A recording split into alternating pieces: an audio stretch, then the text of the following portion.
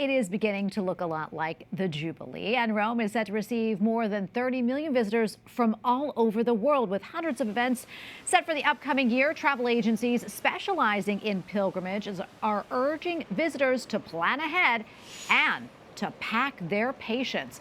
Although organizers face various challenges with the more than 600 projects and restorations, the Vatican's chief Jubilee organizer says Rome and the Vatican are ready to give the best welcome to everybody. And joining us now with more is Teresa Tomeo, author, speaker, journalist, and host of Catholic Connections on EWTN Radio. She is also the woman behind Tease Italy and has explored almost all regions in Italy and has led more than 60 tours and pilgrimages to the country. Teresa, great to have you back on, my friend.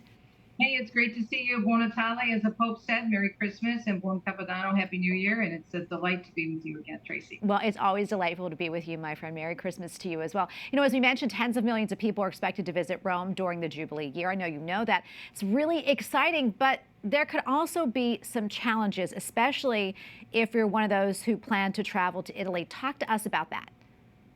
Yes, as you said, you do need to pack your patience, but I do think despite the crowds, it will be a wonderful experience, and it's one not to be missed. I would advise, though, considering doing an organized pilgrimage or tour. Now, I know that traveling on your own through any country may sound very romantic, and if you've been to Italy before, it might be a little bit easier to navigate. But given the crowds, as you said, over 30, I've heard an estimate of as high as possibly 35 to 40 million people. If you think about the crowds, you think about waiting in line. When you're with a tour group or a pilgrimage group, as long as it's obviously a legitimate company, they're going to get you where you need to be, and you don't have to worry about all those details. And then you can plan time before, or maybe an excursion on your own afterward to do something extra. But I really advise people, if they're looking at the Jubilee year, because you want to go through the holy doors, you want to see the main sites, and you want to make sure you experience it. If you're going with a good Catholic company, you're going to see all that. And again, they take care of the details, so you can concentrate on just experiencing spiritually. Yeah, that's important. I love that idea. What other advice do you have for folks? Well, I think go beyond Rome. Once you do go through the holy doors, you have that experience. Since you're over there and you've taken the time and the money to travel all the way to Italy, I would go north, maybe to Assisi, maybe to Orvieto for the Eucharistic miracle.